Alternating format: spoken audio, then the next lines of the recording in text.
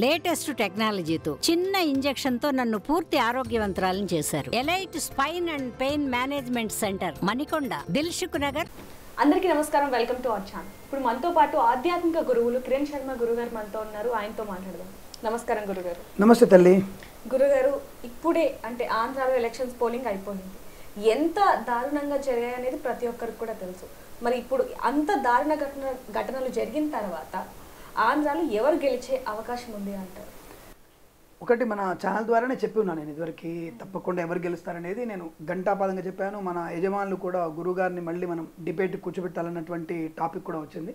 Right. నేను ఒకటి ఏంటంటమ్మా, జన్మజాతకాన్ని plus అంటే ఇప్పుడు మన టీవీలో ఇదివరకు మన ఒక ఛానల్లో ఈ ఛానల్లో ఇంటర్వ్యూ ఇచ్చినప్పటికీ ఇప్పటికి దాదాపు ఒక 1 month అయినట్టుంది.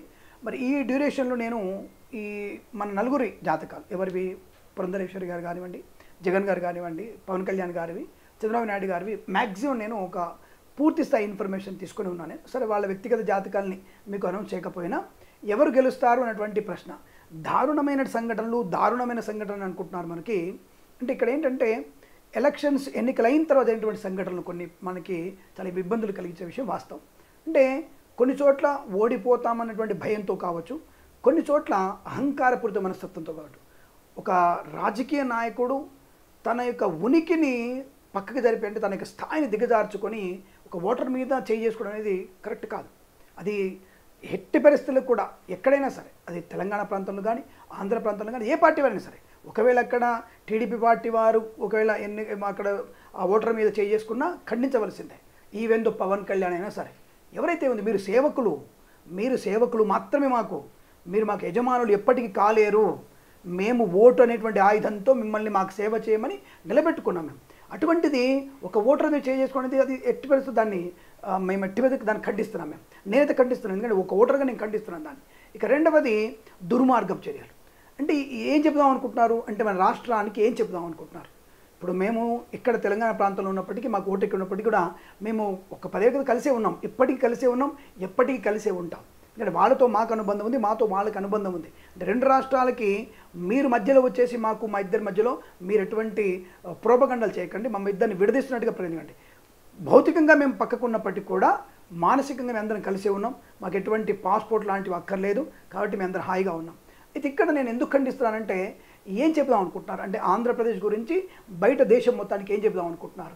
ఎందుకు ఆ మారణాయుధాలతో ఒక నాయకుడిని చంపే స్థాయికి దిగజారిపోతున్నారు మీరు?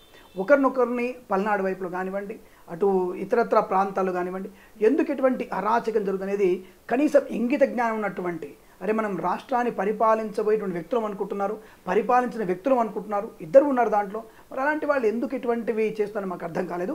ఇది సహేతుకమైనది కాదు, మన దేశానికి నాశనం కలిగిస్తుంది. ఆంధ్రప్రదేశ్ యొక్క పరువు మొత్తం కూడా మనం అక్కడ బెజవాడ కృష్ణానదిలో కలుపుకొని స్థాయికి దిగజారిపోతున్నారు. జాగ్రత్తగా ఉండే ప్రయత్నం చేయండి. ఇది అమ్మాయి దారుణమైన సంఘటన అడిగింది కాబట్టి ఇది నేను కనీసం ఆలోచించండి. మళ్ళీసారి మిమ్మల్ని ఎన్నుకోవడం, కనీసం సర్పంచ్ కూడా గెలవలేని స్థాయికి దిగజారిపోతున్నారు. ఇప్పుడున్నటువంటి ఎంపీ స్థాయి వాళ్ళు కానీ ఎమ్మెల్యే స్థాయిలు కానీ ఇటువంటి చర్యలకు పాల్పడితే అది ఏ పార్టీ సరే, చంద్రబాబు నాయుడు కానీ, జగన్ కానీ, పవన్ కళ్యాణ్ కానీ, పురంధరేశ్వరి కానీ, ఇక్కడ ఏకవచనంతో పిలుస్తున్నాను. ఎందుకు? మీరు ఇటువంటి దుస్సంఘటనలు జరిగితే మాత్రం సర్పంచ్గా కూడా గెలవడానికి అవకాశం ఉండదు. ఇది మాత్రం గ్యారెంటీ. ఒకవేళ మీరు పద్ధతిగా అందరినీ గౌరవిస్తూ అందరికీ సేవ చేస్తూ సంక్షేమం పాటుపడితే మిమ్మల్ని అందరికీ గౌరవించే అవకాశం, మేము కూడా గౌరవించే అవకాశం ఉంటుంది. కాబట్టి ఆ విషయాన్ని గుర్తించే ప్రయత్నం చేయండి. ఇక ఇప్పుడు అమ్మాయి అడిగిన ప్రశ్నకి మెయిన్ ప్రశ్న, ఎవరు గెలవబోతున్నారు? ఇదివరకే చెప్పాను, నేను స్ప్రైట్గా ఇదివరకు ఇదే డైలాగ్ చెప్పాను, నేను స్ప్రైట్గా చెప్తున్నాను. నేను ఖచ్చితంగా కూటమి మాత్రమే గెలవడానికి అవకాశాలు ఉన్నాయి, ఇంకొక పార్టీ గెలవడానికి అవకాశం లేదు.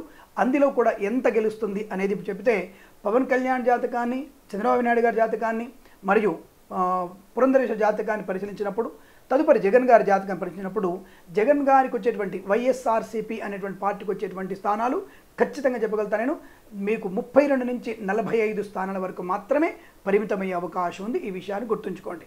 నాకేదో టీడీపీ వాళ్ళు పవన్ కళ్యాణ్ పురంధరేశ్వరి నాకు డబ్బులు ఇవ్వలేదు, అటువంటి డబ్బులు కక్కుర్తుపడేటువంటి జ్యోతిష్కుడు నేను కాదు. ఆ విషయాన్ని ముందు పసిగట్టండి, ఎందుకంటే ఇది కామెంట్ వచ్చేస్తుంది, నీకు ఎంత డబ్బులు ఇచ్చారు వాళ్ళని చెప్పేసి. జన్మ జాతకాన్ని, నామ నక్షత్ర జాతకాన్ని బట్టి మేము చెబుతున్నటువంటి ఫలితాలు ఇవి. అలా ఖచ్చితంగా మీకు ఆ స్థాయిలో అతనికి వచ్చే అవకాశం రెండవది 42.7% మాత్రమే ఓటింగ్ను పొందుకున్నటువంటి వ్యక్తి జగన్ గారు చెప్పొచ్చు. 42.7 మాత్రం అంతకు మించి అతనికి ఓటింగ్ రాలేదు. ఇవి కదండి మాకు బాగా ఓటింగ్ వచ్చింది, ఈసారి ఆంధ్రాలో 88% ఓటింగ్ అయింది, దాని తగ్గట్టుగా ఈసారి మేము ప్రభుత్వానికి అనుకూలంగా ఓటేశారు అనుకోవడానికి లేదండి. అక్కడ వ్యతిరేక అనుకూలంగా ఓటేయడానికి ఓటింగ్ పెరగడం అనేది ముఖ్యం కాదు. ఇక్కడ ప్రభుత్వం మీద వ్యతిరేకత అనేది స్పష్టంగా కనపడింది. అది యువకులకు కనపడింది, అలాగే మిగతా కనపడింది. కొంతమందికి మాత్రం అంటే లబ్ధి చేకూరిన వారికి, కొంతమంది మహిళలకి, కొంతమంది పెన్షన్స్ పొందుకునే వాళ్ళకి మాత్రమే లబ్ధి చేకూరింది తప్ప యువతి యువకులకి ఎట్టి పరిస్థితుల్లో ఆ ప్రభుత్వం మీద వ్యతిరేకత అనే విషయం సుస్పష్టం. నేను చెప్పడం కాదు, జాతక ప్రకారం కూడా జగన్ గారికి శని ప్రభావం ఎక్కువ ఉంది కాబట్టి అతనికి మాటల చాతుర్యంతో గతంలో ఉన్నకంటే ఈసారి ఆ వాక్స్థానం పోయింది. అలాగే షష్టమ స్థానము వ్యయస్థానంలో కూడా బలహీనమైనటువంటి బుధ శుక్రుల యొక్క ప్రభావం చేత జగన్ గారు ఈసారి ముఖ్యమంత్రి పీఠం ఎక్కేటువంటి అవకాశం ఏమాత్రం కూడా లేదు. ఇక్కడ వీళ్ళకి 97 నుంచి 136 సీట్ల వరకు ఈ కూటమి గెలుచుకునే అవకాశం ఖచ్చితంగా ఉంది, అందులో సందేహం లేదు. ఇంకా ముఖ్యంగా వెళ్ళినప్పుడు టీడీపీ ఎన్ని గెలుచుకుంటుంది, 93 నుంచి 113 సీట్ల వరకు ఓన్లీ టీడీపీకి మాత్రం వచ్చే అవకాశం ఉంటుంది. 22 సీట్లలో 18 సీట్లు ఖచ్చితంగా పవన్ కళ్యాణ్ గారికి వచ్చే అవకాశం సుస్పష్టంగా చెప్పబడుతుంది. ఇది మీరు ఈ జూన్ 4వ తేదీ సాయంకాలం తర్వాత 7ంటికి మరి ఇదే టీవీతో ఈ అమ్మాయితో డిబేట్లో కూర్చుందాం. నేను సిద్ధంగా ఉంటాను. ఎటువంటి నేను చెప్పింది వ్యతిరేకమైన అనుకూలమైనా సరే నేను డిబేట్లో కూర్చొని సిద్ధంగా ఉంటాను. ఆ విషయం తెలియజేసుకుంటూ సర్వే జన సుఖినో భవంతు. ధర్మపరమైనటువంటి పరిపాలన కోసం మంచి నాయకులను ఎన్నుకోబోతున్నందుకు అందరం ఆనందపడదాం. మంచి నాయకులతో మన యొక్క రాష్ట్రాన్ని సుభిక్షితంగా ఉంచుకునే ప్రయత్నం చేద్దామని తెలియజేసుకుంటూ శుభమస్తు. నమస్కారం. ధన్యవాదాలు గురుగారు. మరి జూన్ 4వ తారీఖు చూద్దామండి ఎవరు గెలుస్తారు. శుభమస్తు. నమస్కారం. మరిన్ని వీడియోస్ కోసం ఛానల్ ని సబ్స్క్రైబ్ చేయండి, లేటెస్ట్ అప్డేట్స్ కోసం వాట్సాప్ ఛానల్ ని ఫాలో చేయండి అండ్ లింక్ డిస్క్రిప్షన్ లో ఉంది.